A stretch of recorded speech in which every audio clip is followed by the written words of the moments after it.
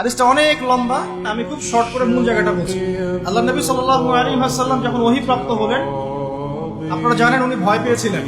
জিবরাইল আলাইহিস সালাম এসে তাকে বলেছিলেন যে পড়ো, আপনি পড়ুন।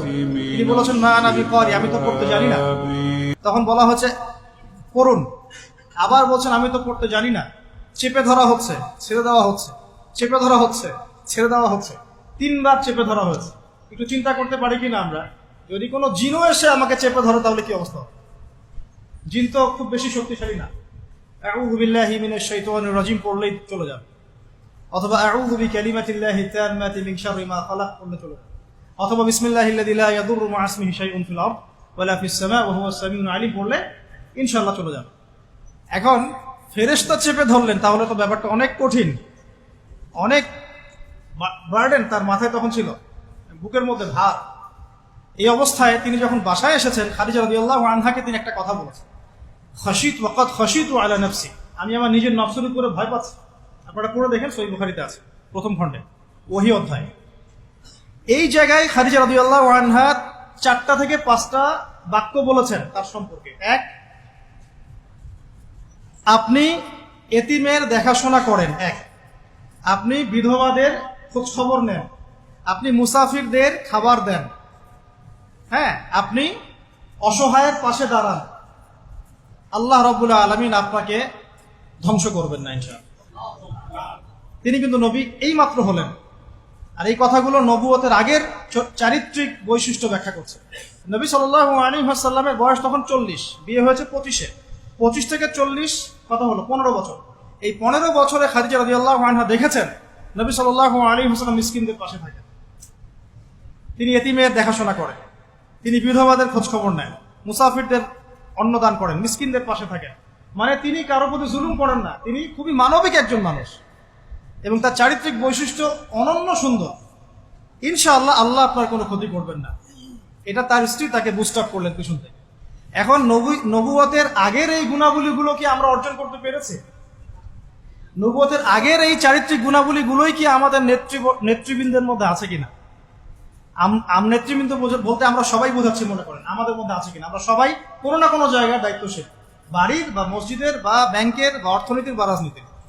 এখন এই যে এতিমের দেখাশোনা করা, বিধবাদের পাশে থাকা, মিসকিনদের খোঁজ খবর নেওয়া, মুসাফিরদের অন্ন দেওয়া এবং দুর্বলদের সাহায্য করা, এটা আমাদের মধ্যে আছে কিনা? নবী তিনি এখনো হননি, কেবল হলেন।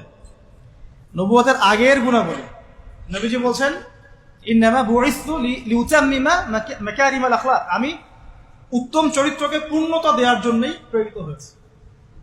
এবং বাস্তবতা দেখেন, নবী হওয়ার আগে আমাদের নবী সাল্লাল্লাহু আলাইহি ওয়াসাল্লামের যে চারিত্রিক বৈশিষ্ট্যগুলো ছিল, আমরা হতভাগা উম্মাহ, আমরা এখনো মুসলমান হয়েও, মুসলমান ঘরে জন্ম নিয়েও, কোরআন হাতে পেয়েও, হাদিস হাতে পেয়েও সেই গুণাবলী অর্জন করতে পারছি।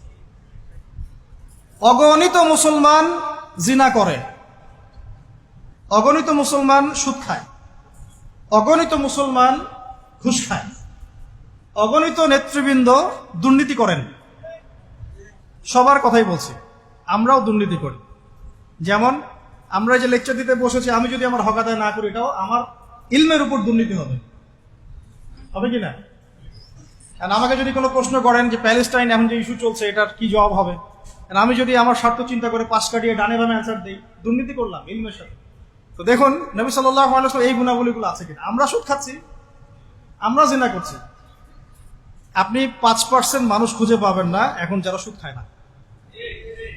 কোনো না কোনো ভাবে আমরা রিবার সাথে জড়িত। আর যারা ইকোনমিক্স নিয়ে পড়াশোনা করেন, ওই আলেমদেরকে জিজ্ঞাসা করবেন। যারা ইকোনমিক্স নিয়ে পড়াশোনা করেছেন এমন আলেমকে জিজ্ঞাসা করবেন পেপার মানি, ইলেকট্রনিক মানির মধ্যে রিবা আছে কি নাই। যাদের মধ্যে এই জ্ঞান নেই ওদেরকে জিজ্ঞাসা করে লাভ নাই, তারা বলবে খারেজি। কি বলবে? তারা বলবে খারেজি হয়ে গেছে। সুবহানাল্লাহ। যাই, আমরা দোয়া করি আল্লাহ পাক তাদেরকে তাসকিয়া দান করেন। হয়তোবা বোঝে না, অথবা দুনিয়ার স্বার্থে কথা বলে। এখন আমরা জিনা করছি, উঠতে বসতে, চলতে ফিরতে, বাসে, অটোতে, উবারে, এইখানে সবখানে। আমি বলেছি আমার আশঙ্কা, আমি ঢাকা শহরেরই বাসিন্দা, এখন তাকদীর আমাকে এখানেই মিলাই দিছে, কিভাবে জানি।